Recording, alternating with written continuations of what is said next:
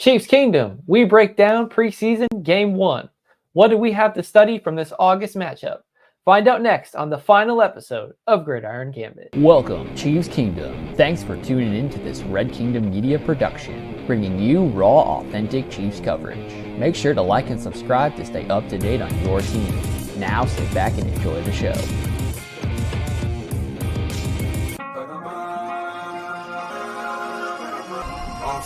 Let's work. Hey. Welcome to this final installment of Gridiron Gambit. I am your host for tonight's ultimate episode. I am joined with me, as always, with my two co-hosts, Dale and Lonnie. How are you guys doing this final Tuesday evening as we're recording? Feeling great. Can't wait to get into the topics. Same. Feeling good. Ready to get into it. That's right. We saw a preseason game take place. Obviously, we did not do kind of our normal thing of gathering to talk about a preseason game. But, you know, it's the summer. It's the off season, so we're kicking it back a little bit. So we had to absorb it through the comfort of our couch, knowing when it was the starters and when it was backups and how much to take it seriously. But, you know, we still thought we owed you an episode to tell you about this week 1 game. So let's go ahead and jump right into it and talk about the week 1, game 1 takeaways for the preseason. So the Chiefs, unfortunately, lost to the Jaguars 26-13. And we're posing the question, what are your general thoughts and which player on the Chiefs really stood out to you in terms of their performance? Yeah, so I had a couple guys stand out to me, and just a position group specifically stand out to me. Isaiah Pacheco specifically looked good to me, just kind of reeling in a catch there that he bobbled on the sideline. The one time that we did get to see him go out and run a route. And then the interior offensive line, Creed Humphrey and Trey Smith looking really, really solid there. Juwan Taylor being able to pull in that opening sequence, being able to open up that hole up the middle for Pacheco to get a first down. So seeing that the interior offensive line really picked up where they left off, I love to see that from them. And then despite the absence of Nick Bolton, I think that the linebacker core looked super, super magnificent. With Drew Tranquil getting a stop there in short yardage, and then Cochran getting a sack. So overall, I think the quality of the preseason game was all right. I mean, you know, we can't expect too much from a game that's cost $5 to get into. But I think the quality was good. But we didn't get the result we wanted. But I think overall the Chiefs look good. In my opinion, you know, just to start it off, the player that stood out to me the most was Carson Steele. I enjoyed his ferociousness when he was running the ball and breaking those tackles. And what I said after I saw that drive as well too, I was like, he looked exactly like he does on the highlight tape that we seen on him. And in those short yardage situations, when we get into the regular season, I think those will be meaningful, and he will find his place on the team. So overall, with his entire performance and seeing that he's getting those first team reps now in training camp as well too, I think it's safe to say that we will see him on a 53-man roster, and I think we will still see that ferociousness that we saw in that first preseason game as well too, and I hope to see that in the next upcoming games as well. But my general thoughts about the entire game, of course I didn't enjoy seeing the Chiefs lose, but we all know that this is the preseason. The starters only was able to play only one possession at that. You know, he said they were going to play in the first quarter. It may feel like he was talking about a little bit more than that, but however, we know the history of the Chiefs and how Andy Reid goes about it, and especially with them driving downfield on that first drive as well too. I think he was like, okay, I didn't see enough. So I was satisfied with it. Now the defense, they could have did a lot more. I do think, in my opinion, you know, they came in, the Jaguars was ready to go. They had that big return and started off. And then from there, you know, they scored 2 touchdowns, I believe, in a row, or like at least a possession off, and then went back down and scored again. So, I mean, looking at that, it's like, okay, we need to go back to the drawing board and, you know, see what needs to go on. But at that, we can also say that we didn't see all our guys out there as well too that would be a part of that starting defense, and it could have been a different story. So going over it and just evaluating the entire game, I do think that I seen some good flashes that we needed to see. We definitely need to come back a little stronger in this next upcoming preseason game against the Lions. But you know how this goes. We then seen the Chiefs go 11-6 last season. Seemed like they weren't going to get that far and win the Super Bowl. So I'm never going to just go against the grain and say like, hey, we have a lot of worries going into this regular season. Yeah, and then for me, I think my just kind of general thoughts about the game was and just the mere fact that we didn't get to see much of the starters, which I already knew going into the game, but since some of it was very abrupt in what they did and who they used or pulled at certain times, it was hard to really determine just from the few snaps from the offensive defense we saw. But if you were going to judge what we did see, I think your overall impressions have to be it looked pretty sloppy. I'm not saying, it means the Chiefs are definitely screwed and their 3-peat chances are toast, but it just seemed like they weren't as prepared for this. And obviously, being the preseason, you can take that however you want. But it was just very obvious that was the case when you saw the way the Jaguars were playing this game.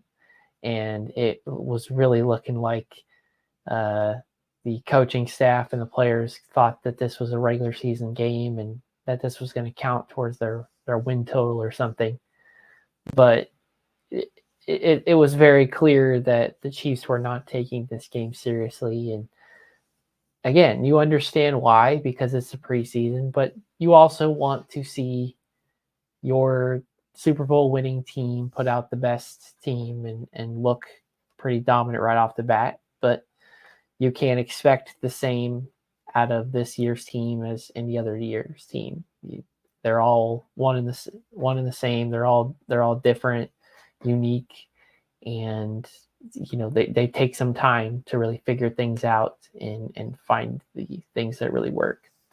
And then for me, my opinion, the players that I'm going to call out in terms of the very little amount of attention that we did get to see out of them, I really think that the starting receiving core, and that even includes once Hollywood Brown unfortunately had his injury, and that put Sky Moore into the game, that he had some routes that looked like was going to be able to do some damage, and he's looked good in training camp as of late. We were debating whether or not he would end up making this roster, but it seems like the Chiefs are trying to take advantage of all the receivers they brought in, and it's clear that they also highly regard Xavier Worthy in the fact that he did not play any other snaps besides when the first team starters were on the field. If you have a rookie, the end of the first half of preseason is the perfect time to just get some reps in you to build that confidence. But it seems like Andy was very intent on treating him like a true starter already and not getting that extra reps or exposure. And honestly, the same goes for Kingsley at left tackle. He only had the same amount of snaps as all the other starters on offense. So it's very clear by just those two moves alone how those rookies are favoring on this Andy Reid squad and how he's treating those players. And you'd argue you think that they should be getting more snaps and just getting more comfortable in the NFL. But if Andy's treating them like that, then he's got some next level confidence to him that the regular season is going to start out just as hot and ready to go as every other year under Andy Reid's regime. So let us go ahead and move on to our second topic, which I already kind of alluded to, but it has to do with Hollywood Brown's unfortunate injury.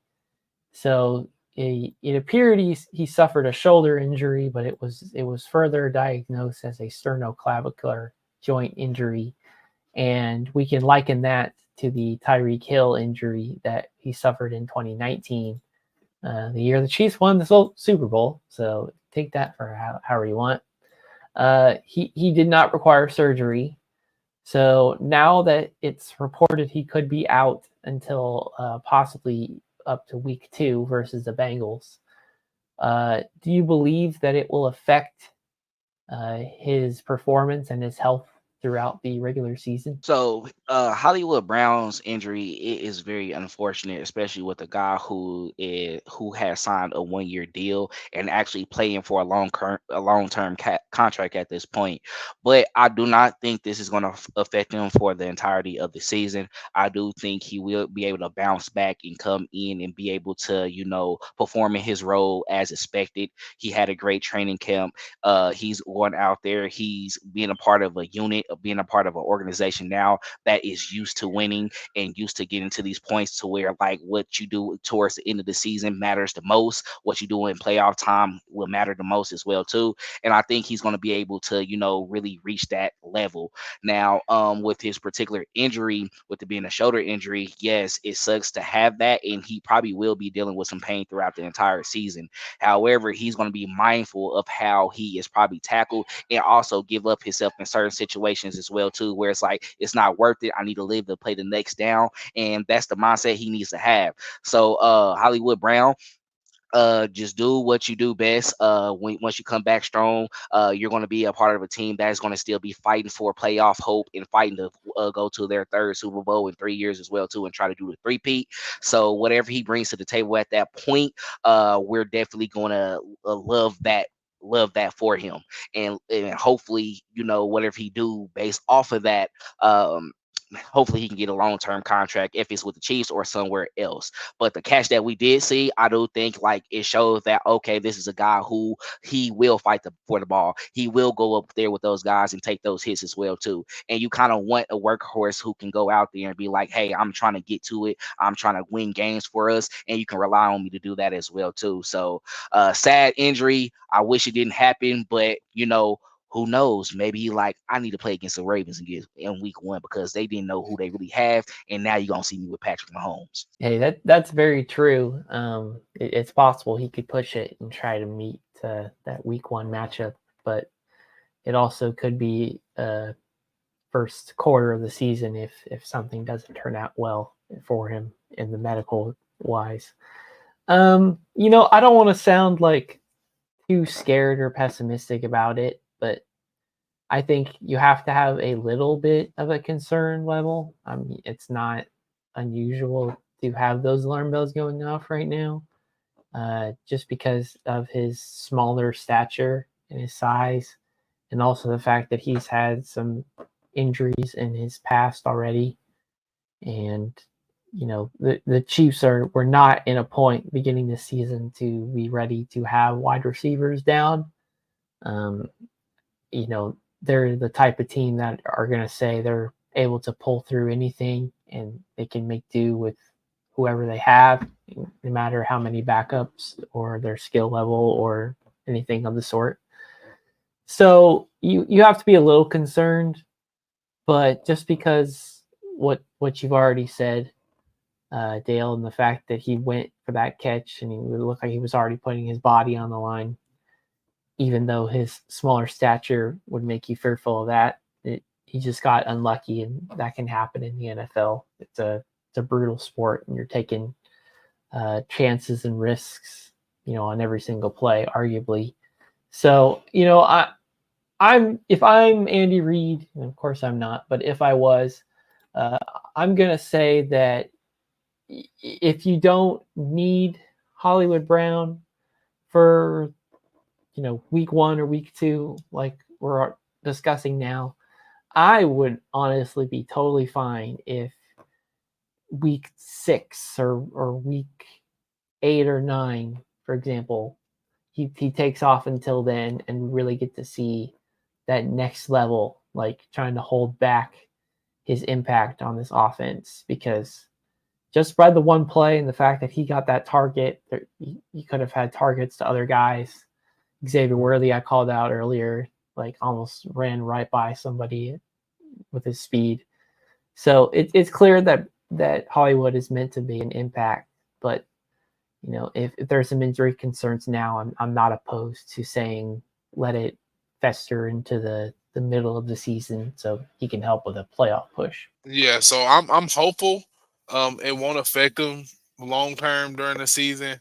But just knowing that the shoulder injury and kind of how those things play out, like you said with the Tyreek situation and how long he was out, I in the position that Hollywood is playing, I think that it's going to be a pain tolerance thing. The longer we get into the season, being that he's going to have to kind of like deal with this all throughout the year now. You can't really just like heal a shoulder injury during the year. Being that he plays wide receiver in really any position in football, you're using your shoulders for absolutely everything. They take the brunt, almost all the impact that you get as a football player. So I think it's just really going to be a pain tolerance, how much he can handle throughout the season. I'm hopeful that it won't affect him during the season. But like I said, just being that he plays that wide receiver position, I can't say for sure that it won't affect him, but I'm doubtful that he just comes back 100%. Really, I think he's going to be less than 100% all year until the offseason, until he's able to really get it looked into. Um, but hopefully, I think that he comes back like you were saying, Clinton, maybe later in the season, and comes back just a little bit nursed up and better than what he left us and what he's leaving us right now, being that he's less than 100%. So I'm really hopeful but doubtful that Hollywood is gonna get back to itself and hopefully get the contracts that he's coveted this year, being that he's on that 1 year deal. I know this is not how he was expecting at all to start his year off as a Chief, but unfortunately things happen. And unfortunately, it was like on the first play of the preseason game. Like that was like super horrible. Like I'm like, if that's not irony, bro, I don't know what is. Somebody getting hurt like on the first snap of preseason, like that's horrible. So hopefully he gets back. No doubt, and we're all rooting for him because I think we all think very highly of his abilities and his potential impact that he could make with the Chiefs' offense this season. So before we move on to our last topic, make sure to like and subscribe. Follow us on all of our social media platforms. That is at Red Kingdom Media. Make sure if you're listening on Spotify and you prefer your audio podcast, make sure to give us 5 stars. If you prefer our short form content and you are following or subscribing our YouTube shorts or our TikToks or our Instagram or Facebook Reels, make sure to leave us a comment and give us your feedback over there and let us know that you found the podcast from one of our videos. It lets us know that you like those videos that we're putting together and think it's worthwhile, and it's really working in terms of engaging and upping our engagement and joining people to our community. No doubt there. Also, if you'd like, make sure to subscribe to our Substack. We post daily articles for Monday through Friday. And now that the off season is officially coming to an end, we have our regular season content coming up. So if you'd like to become a paid subscriber to our Substack, you may want to do that now, as this would be a good time to take advantage of the past paid content and also be on the lookout for the excess of paid articles this season, as you're going to have several opportunities to get your money's worth with just $5 a month or $50 a year. And if that's not enough advertising for you, then may I recommend it some nice shirts. Red Kingdom Media has some merch if you're interested. Links are in the description of this video. But if you'd like to pick up a shirt or start an order of some kind, make sure to reach out to any of those links, and we will be happy to get you in some red and gold so you can start repping the squad and let people know that we're your favorite thing going on in Chiefs Kingdom, and you can't wait to support us during this repeat session. So all that being said, it's time for our third and final topic of the evening, which is the most controversial one of them all.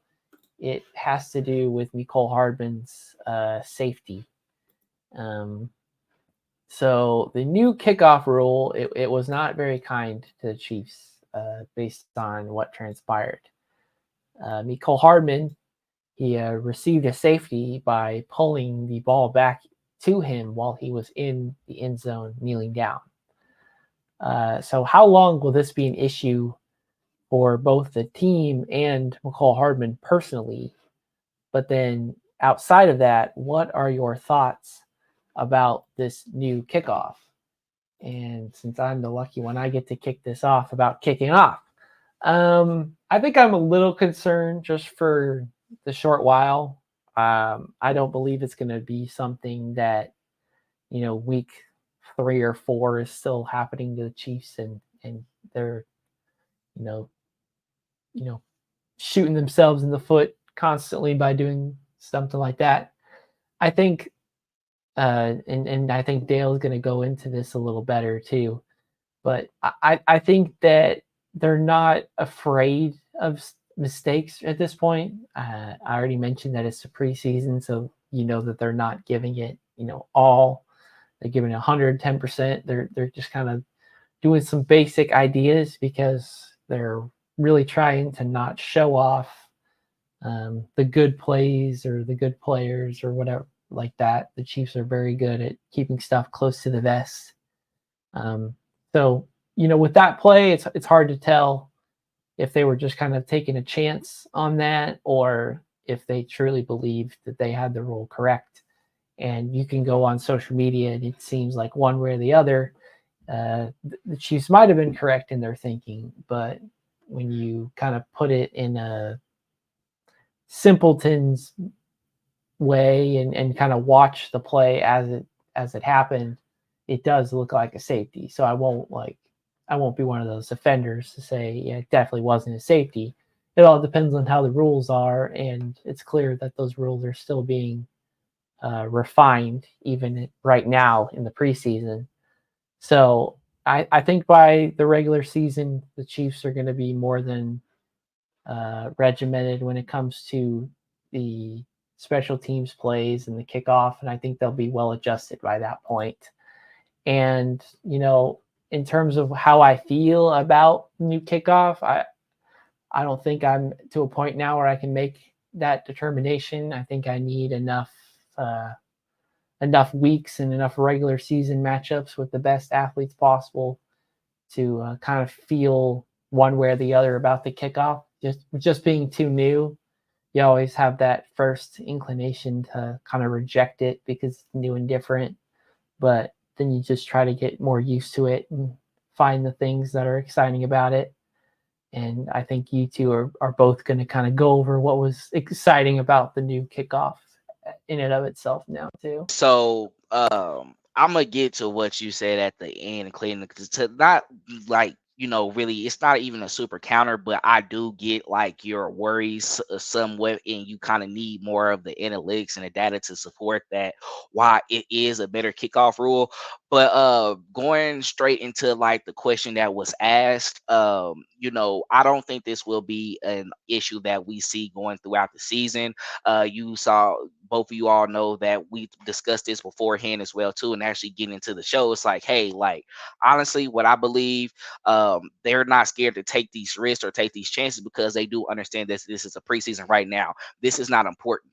And I gave a lot of praise to Mecole Hardman as well too, and I was somewhat more optimistic, probably towards what you think is being pessimistic. Don't think that, because I think these is all the sentiments that a lot of people are having.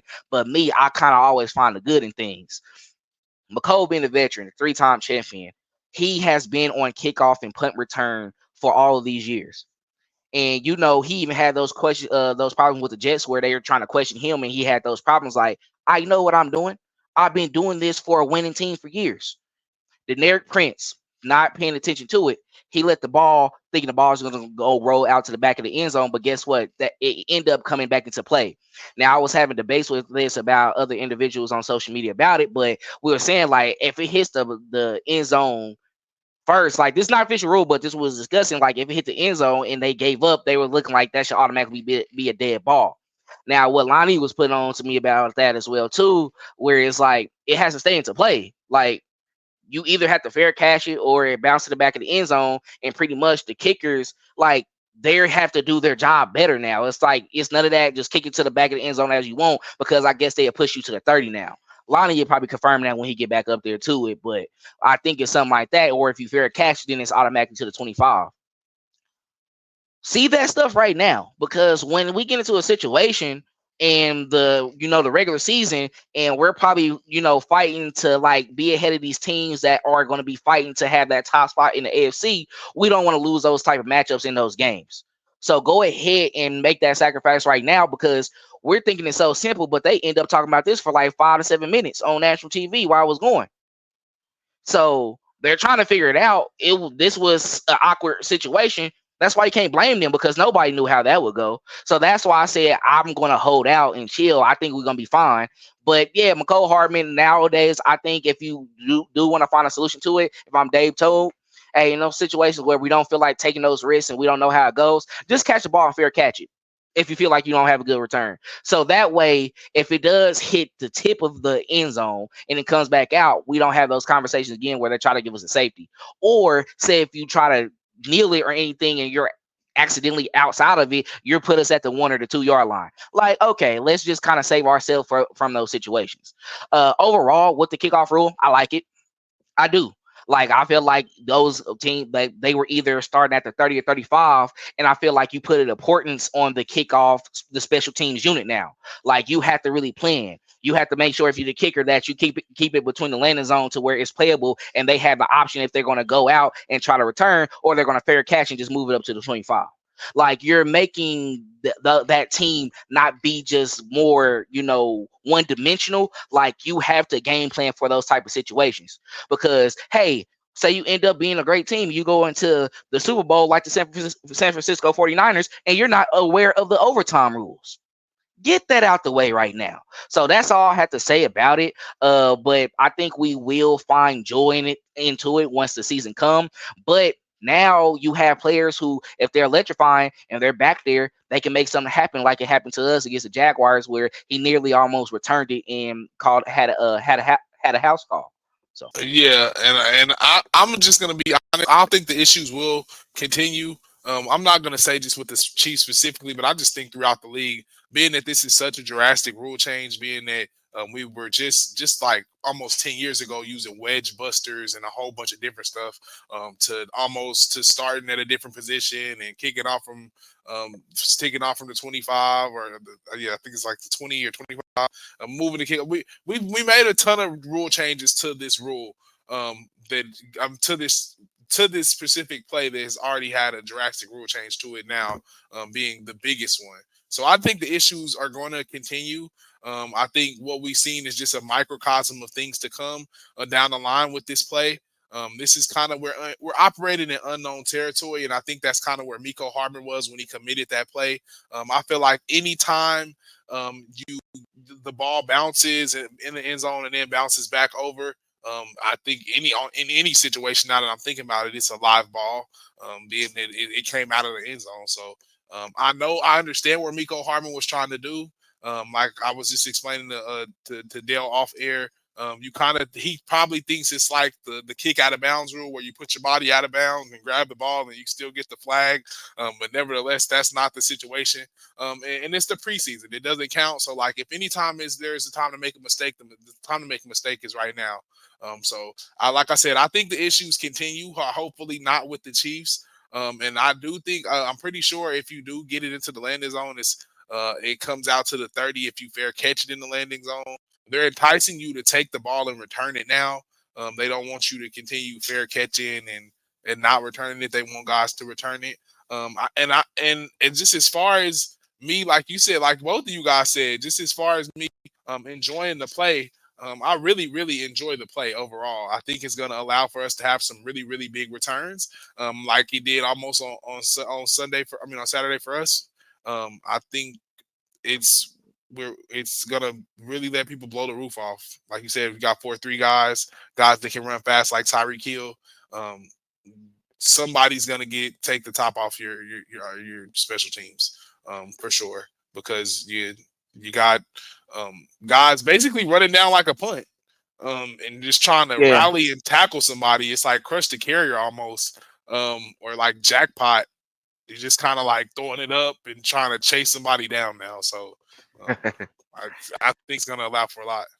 So you're saying if they catch and land in zone, they go to the 30 yard. So if you fair catch at that point, not the 25, 30 yard. And then if it's in the end zone, maybe if you fair catch at 25 because it could have went out about. I think they had something like that. So it makes sense. So yeah, that's why I enjoy it. It's like if you catch it in play, like like run. Yeah. Make this unit worth it. I enjoy it. I like it. Yeah, no more is there like 80 to 100 yard returns at this point. It's expected to be like 60 to 70 at the longest, but everybody's returning it to midfield versus having to go the entire length of the field. So it's very clear that the NFL is always trying to change their product and make it more exciting. And safe to say that we also are in the habit of doing that as well. As once again, this is our final episode of Gridiron Gambit that officially concludes the off season, which means here in just 2 weeks' time, Red Kingdom Media will be back with their standard regular season content and also the addition of some new content on top of that. So all I'll say is stay tuned for some videos next week that are kind of teasing what we're going to be all about during the regular season. If you followed us from the very beginning and throughout the off season, we really appreciate it. If you found us during the last 5 months of just the off season, and you're hoping to get a little more of us, we will be here. We'll just be under our different brandings and names of our shows. But if you enjoyed watching and listening to what we had to say, then stay tuned because we got a lot more of that. And now that the Chiefs are officially lining up with their uniforms on, with the players, with the starters, but we have to get through some weeks of preseason to do that. So stay tuned as Shannon and I will be dropping the first official episode of the vlog series where we are kind of documenting what it's like to be at each and every Chiefs game that we go to this season. So stay tuned for that preseason game week 2 vlog, and then also stay tuned for an announcement where you kind of get a little teaser of everything that we're going to be delivering to you this 2024 NFL season. So with that, I hope you have a great rest of your day. And as always, go Chiefs. Thanks for checking out this update straight from the heart of Chiefs Kingdom. We appreciate your passion, so please leave a like and follow us wherever you tune in from. See you next tailgate, your trusted source for all things Chiefs, Red Kingdom Media.